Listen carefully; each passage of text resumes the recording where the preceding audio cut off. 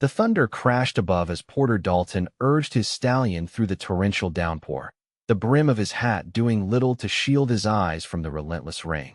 The swollen creek beside him roared with fury, its banks overflowing and claiming the land with ruthless determination. That's when he heard a desperate cry barely audible above nature's wrath. A woman's voice, pleading for help. Wyoming Territory, 1876. Porter had been riding for 3 days straight, heading back to his modest ranch after delivering a herd of cattle to Cheyenne. At 32, he'd spent half his life in the saddle, watching the untamed frontier slowly yield to settlers and civilization. But nothing in his years of wandering had prepared him for what the raging waters revealed to him that stormy April night. "Hold on," Porter shouted into the wind, dismounting with practiced speed. He tied his horse to a sturdy oak before charging toward the sound.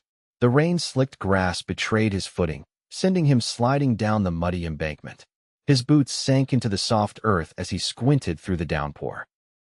There she was, a young woman clinging desperately to a partially submerged tree trunk, one arm wrapped around a small bundle pressed tightly to her chest.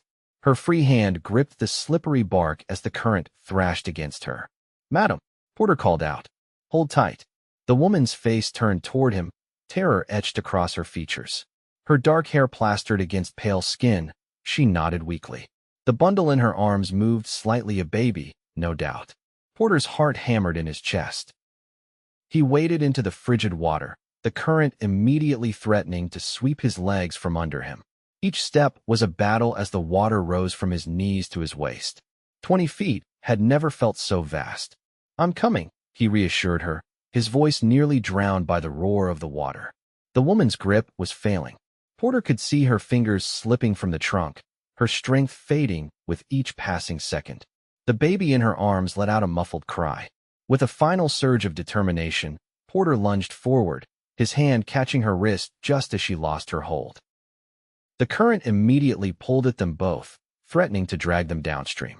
Porter dug his heels into the riverbed, anchoring himself against nature's fury. "I've got you," he grunted, pulling her toward him. Inch by inch, he fought the current, gradually guiding them back toward the shore. The woman said nothing, all her remaining energy focused on keeping her child above water. When they finally reached the shallows, Porter swept her into his arms, cradling both mother and child against his chest as he trudged up the slippery bank. His horse whinnied nervously as Porter approached, the animal sensing the urgency of the situation. The woman was barely conscious, her lips blue with cold, her body trembling violently. "Madam, can you hear me?" Porter asked, shifting her weight to free one hand so he could untie his horse. Her eyes fluttered open briefly. "My baby," she whispered. "Your little one's right here," Porter assured her, glancing down at the bundle still clutched tightly in her arms. A tiny face peeked out from the soaked blankets, impossibly small and vulnerable. Porter knew they needed shelter and fast. His own cabin was still half a day's ride away, too far in these conditions. But he remembered an abandoned line shack about 2 miles upstream, used occasionally by cowhands during the summer months. "I'm taking you somewhere safe," he told her, though he wasn't sure she could hear him. Mounting his horse with both woman and child in his arms proved challenging, but years of working cattle had made Porter strong and resourceful. Once settled in the saddle, he arranged the woman against his chest, ensuring both she and the baby were secure before urging his horse forward. The journey to the line shack seemed interminable. Rain continued to lash at them as Porter's horse carefully picked its way through the darkened landscape. The woman drifted in and out of consciousness, occasionally mumbling words Porter couldn't understand. The baby had grown disturbingly quiet. When the weathered outline of the line shack finally appeared through the curtain of rain, Porter nearly wept with relief. He dismounted carefully, supporting the woman and child as he led his horse to the small lean-to beside the cabin. Almost there, he murmured, more to himself than to his unconscious companions. The door of the shack creaked in protest as Porter shouldered it open. The interior was sparse but dry: a small table, a rickety chair, a narrow cot, and most importantly, a stone fireplace. Porter gently laid the woman and child on the cot before hastily searching for kindling and firewood. Fortune smiled upon them. The previous occupant had left a small stack of dry wood beside the fireplace. Porter's fingers worked swiftly, arranging kindling and striking matches from the tin he kept in his saddlebag. The fire caught slowly at first, then gained strength, casting a warm glow throughout the small space. Returning to his horse, Porter retrieved his bedroll and the few supplies he carried. Back inside, he spread his bedroll on the floor near the fireplace, then carefully moved the woman and child from the cot to this makeshift bed closer to the fire's warmth. Only then, in the flickering light, did Porter truly see the woman he'd rescued. Despite her bedraggled state, her beauty was evident: high cheekbones, delicate features, and long eyelashes that cast shadows on her pale cheeks. She appeared to be in her mid-20s, though hardship had left its mark in the fine lines around her eyes. The baby stirred in her arms, letting out a small whimper. Porter gently unwrapped the damp blankets to reveal a tiny girl, no more than a few months old. Her eyes, startlingly blue, regarded him with a solemnity that seemed impossible for one so young. "Hello there, little lady," Porter whispered, relief flooding through him at the child's alertness. The baby's small hand escaped the blanket, tiny fingers grasping at the air. Porter offered his finger, which the infant immediately clutched with surprising strength. "You're a fighter, just like your mama," he said softly. The woman stirred, her eyes fluttering open. Confusion gave way to panic as she realized she was in an unfamiliar place. "My baby," she gasped, trying to sit up. "She's right here," Porter said quickly, keeping his voice gentle. "You're both safe now." The woman's gaze darted from Porter to the child in her arms, then to their surroundings. "Who are you?" she asked hoarsely. "Where are we?" "Name's Porter Dalton, madam. I pulled you from the creek about 2 miles back. This is an old line shack, not much, but it's dry." He moved away slightly, giving her space. "The storm's still raging, so I reckon we'll be here till morning at least." She clutched her baby closer, her body still trembling. Porter noticed her dress was threadbare beneath her sodden coat, her boots worn thin. "Thank you," she said finally, her voice barely audible above the crackling fire and the rain drumming on the roof. "I'm Tessa Blackburn. This is Emma." Porter nodded, careful to maintain a respectful distance. "Pleased to meet you, Miss Blackburn, though I wish it were under better circumstances." Tessa attempted a smile that didn't reach her eyes. "Mrs. Blackburn," she corrected softly, "though I suppose that hardly matters anymore." Porter didn't press for details. In the West, people's pasts were their own business. He'd learned long ago that most folks had reasons for their circumstances, reasons they might not wish to share. "You both need dry clothes," he said practically. "I don't have much, but there's a clean shirt in my pack you can use. For the little one." He frowned, thinking. "Maybe a piece of my flannel undershirt would do for now." Tessa nodded gratefully. "Turn around," she requested. Porter immediately turned his back, busying himself with adding more wood to the fire. He listened to the rustle of fabric as Tessa changed herself and the baby. The small cabin slowly warmed, the persistent chill in his own bones beginning to recede. "You can turn back now," Tessa said after several minutes. Porter found her sitting up, wrapped in his spare shirt that hung loosely on her slender frame.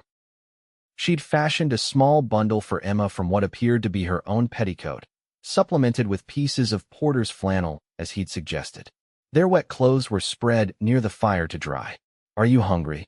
Porter asked, remembering the jerky and hardtack in his saddlebag. Tessa hesitated, then nodded. "Yes, though I hate to take your provisions." "Nonsense. There's plenty to share." Porter retrieved the food, offering Tessa the best pieces of jerky and setting the hardtack to soften slightly by the fire. "For the little one." "I can feed her," Tessa said quietly, a blush coloring her cheeks. Understanding dawned on Porter. "Of course. I'll step outside for a spell, check on my horse." The rain had lessened somewhat, though thunder still rumbled in the distance. Porter took longer than necessary tending to his mount, giving Tessa ample privacy. When he judged sufficient time had passed, he knocked softly on the door before re-entering. Tessa had finished nursing Emma and was gently rocking the now sleeping infant. The fire's glow softened her features, highlighting the copper undertones in her dark hair as it dried. "She's beautiful," Porter commented, settling on the floor across from them. Tessa's expression softened as she gazed at her daughter. She's all I have left, she whispered. The words hung in the air between them. Porter waited, sensing there was more Tessa needed to say, but unwilling to pry. My husband died 3 months ago, she finally continued. Fever took him quick. We had a small homestead near Laramie. Porter nodded sympathetically. I'm sorry for your loss, Mrs. Blackburn. After James died, I tried to keep the place going, but... She shook her head. A woman alone with an infant doesn't stand much chance out here. When the bank foreclosed, I had nowhere to go. I was headed to my cousin's place in Cheyenne when the storm caught me. How'd you end up in the creek? Porter asked gently. Tessa's eyes clouded with remembered fear. The wagon. There's a crossing about a mile upstream. I thought it was shallow enough, but the current was stronger than it looked. The horses panicked. The wagon overturned. Her voice broke. I grabbed Emma and managed to catch hold of that tree. I don't know how long we were there before you came. Porter's jaw tightened at the thought of how close they'd come to tragedy. You're mighty brave, Mrs. Blackburn. Tessa, she corrected him. After what you've done for us, I think we can dispense with formalities. Porter smiled. Tessa then. They fell into comfortable silence, the only sounds the crackling fire and the gradually diminishing rain. Porter found himself studying Tessa when she wasn't looking the way she tenderly adjusted Emma's makeshift blankets, the quiet strength evident in her slender form despite all she'd endured. You should rest, he suggested eventually. Take the cot. I'll keep the fire going. Tessa looked reluctant. I couldn't put you out of a proper bed. I've slept on harder ground than this floor many a night, Porter assured her. Besides, the cot's too narrow for both you and Emma. After some gentle insistence, Tessa agreed. Porter helped her settle on the cot, making sure Emma was secure in her mother's arms. He added more wood to the fire before stretching out on the floor nearby, his saddle serving as a pillow. Porter, Tessa's voice came softly through the darkness. Yes. Thank you. Not just for pulling us from the water, but for... She seemed to search for words. For your kindness. For not asking questions.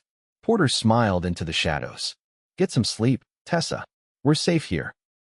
As the storm gradually subsided outside, Porter remained awake, listening to the soft breathing of the woman and child he'd rescued. Something stirred in his chest, a feeling he hadn't experienced in years. For the first time since his return to Wyoming, his solitary existence felt somehow lacking. Morning arrived with gentle persistence, sunlight filtering through the cabin's single grimy window. Porter had risen before dawn, quietly stepping outside to tend to his horse and assess their situation. The creek had receded somewhat, though it still ran high and fast. The sky had cleared to a brilliant blue, washing the landscape in golden light that belied the previous night's violence. When he re-entered the cabin, Tessa was awake, sitting on the edge of the cot with Emma in her arms. She'd combed her fingers through her hair, which now fell in dark waves past her shoulders. Porter's shirt still engulfed her small frame, but somehow she made it look dignified. Good morning, she greeted him, her voice stronger than it had been the night before. Morning, Porter replied, removing his hat. Storms passed. Creek's still running high, but another day should see it settled enough to cross. Tessa nodded, her expression falling slightly. I suppose my wagon's long gone. Most likely, Porter agreed gently. But you and Emma are safe, and that's what matters. He busied himself rekindling the fire and preparing a modest breakfast from his supplies. As they ate, Porter outlined his plan. My ranch is about half a day's ride from here. It's not much, just a small house and barn, couple 100 acres with some cattle. But there's a proper roof and walls, food and clean clothes. He hesitated, not wanting to seem forward. You and Emma are welcome to stay until you sort things out. From there, I could take you to your cousins in Cheyenne when you're ready. Tessa studied him, her dark eyes unreadable. Why would you do that for strangers? Porter considered her question. Out here, folks help each other. It's how we survive. He paused. Besides, you're not exactly strangers anymore. A small smile touched Tessa's lips. No, I suppose we're not. Their clothes had dried overnight, though Tessa's dress remained stained and torn in places. Still, she insisted on changing back into her own garments, returning Porter's shirt with thanks. We should get moving while the day is still young, Porter suggested, packing their few belongings. The journey to Porter's ranch was slow but steady. Tessa rode behind him on his horse, one arm wrapped around his waist for balance, while the other held Emma securely against her chest. Porter was acutely aware of Tessa's proximity, the warmth of her against his back, the occasional brush of her breath against his neck when she leaned forward to speak.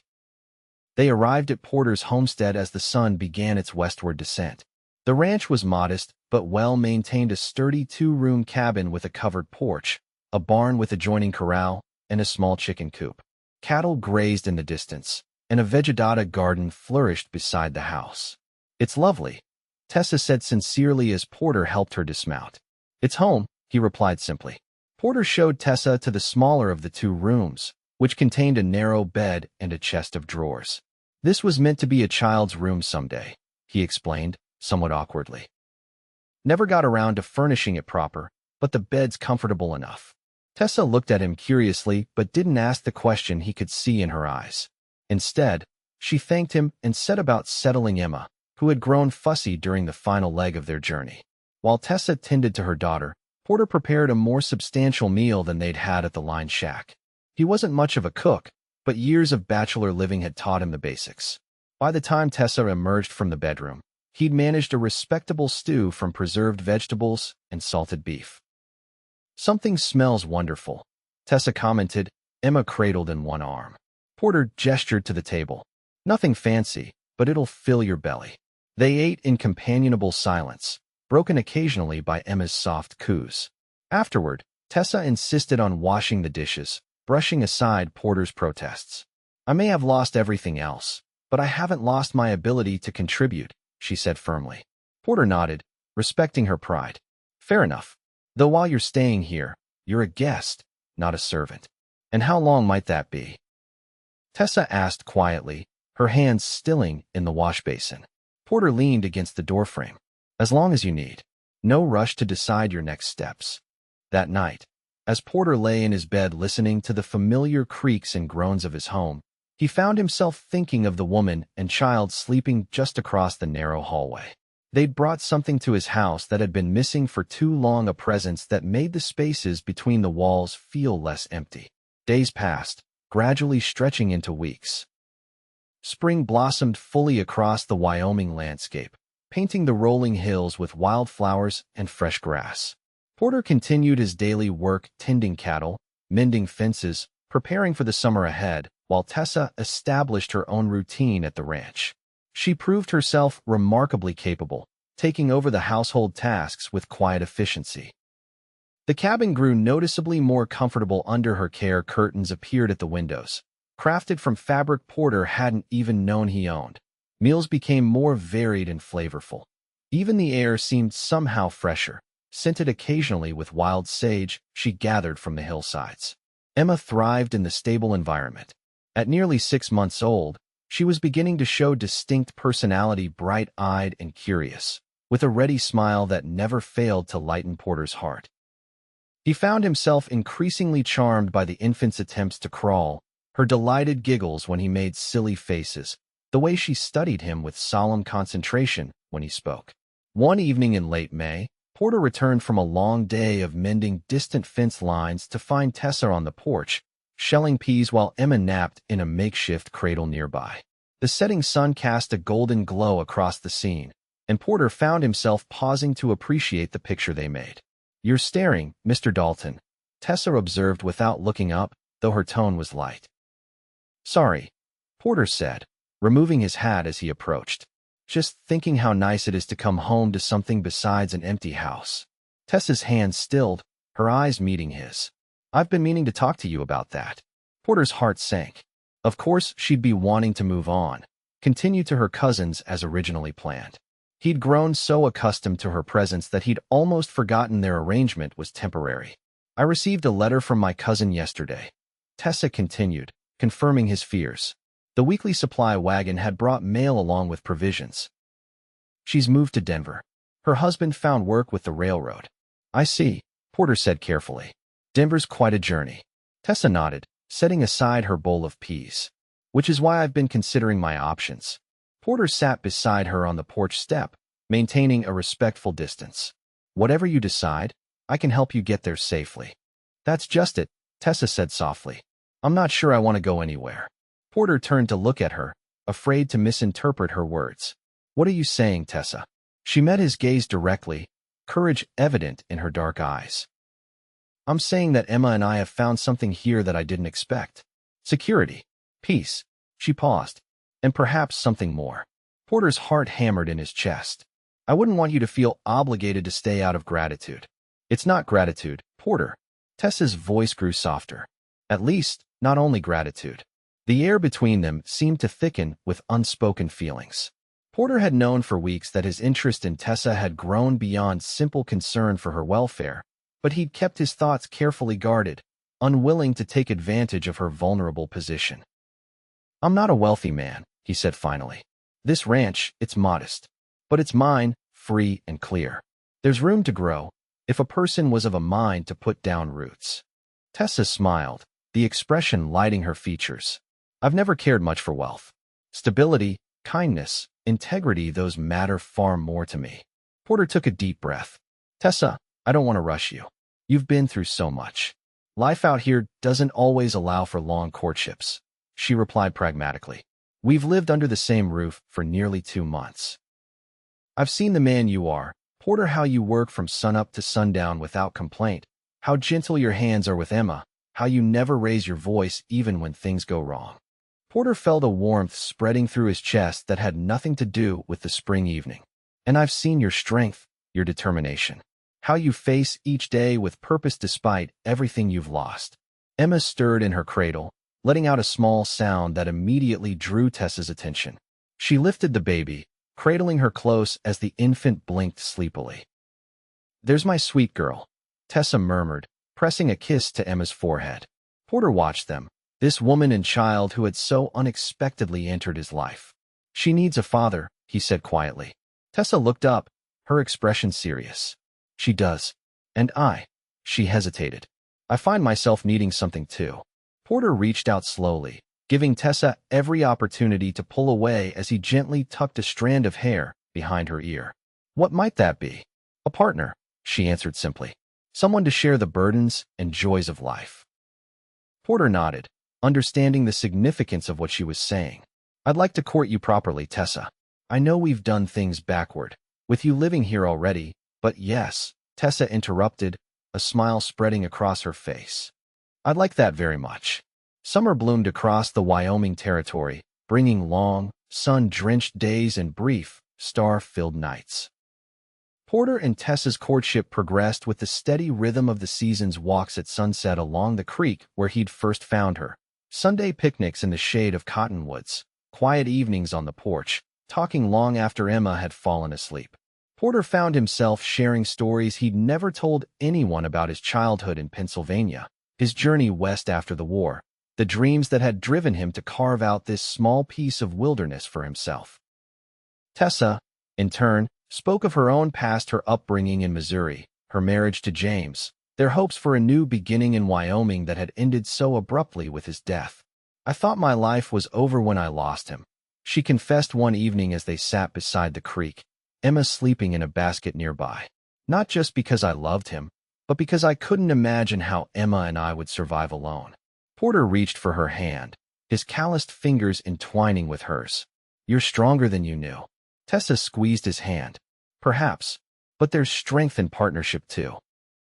As summer reached its zenith, Porter rode into town one morning with a specific purpose in mind. He returned with a small package carefully tucked in his saddlebag. That evening, after Emma had been settled for the night, Porter asked Tessa to join him on the porch. The setting sun painted the sky in brilliant oranges and pinks, casting long shadows across the land. I've been thinking, Porter began, suddenly nervous despite all they'd shared. Tessa smiled encouragingly. Always a dangerous pastime. Porter chuckled, grateful for her ability to ease his tension. When I pulled you and Emma from that creek, I had no idea how much you'd both come to mean to me. Tessa's expression softened. Nor I you. I know it hasn't been very long, Porter continued.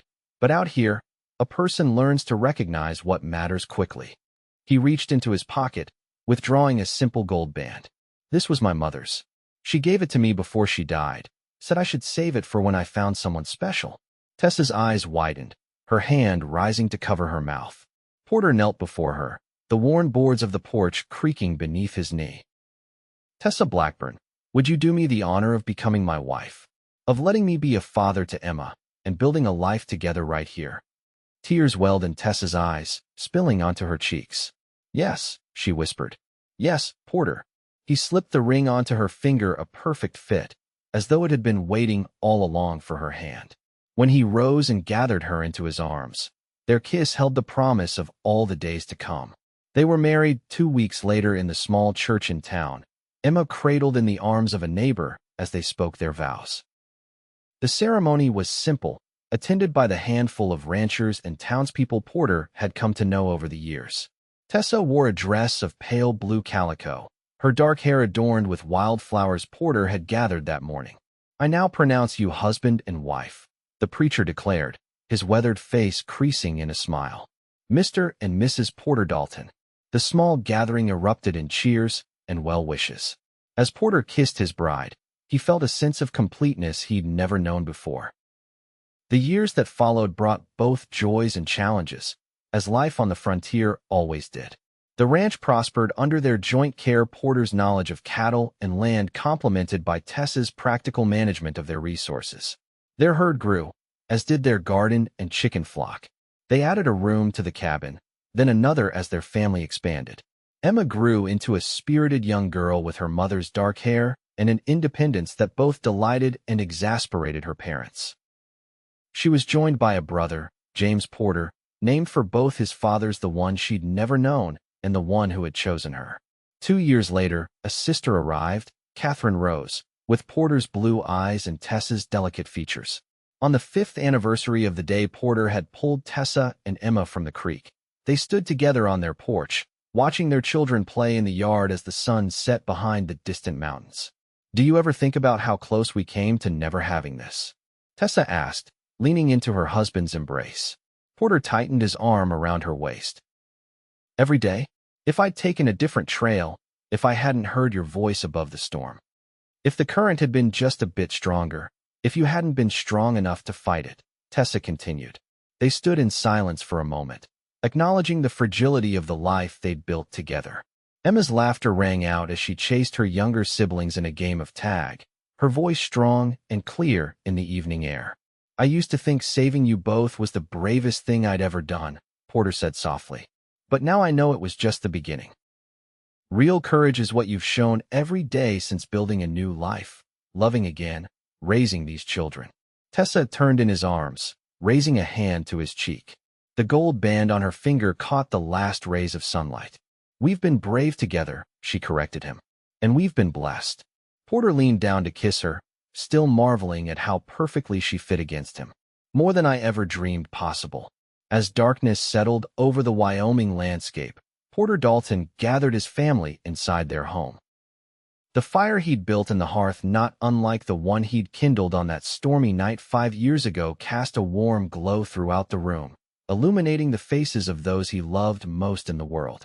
From the raging waters of a swollen creek had come the greatest treasures of his life: a woman's trust, a child's smile, and the enduring warmth of a love that had begun with an act of courage and grown into something neither of them could have imagined when first they'd sheltered together by a fire, strangers bound by circumstance and the promise of dawn.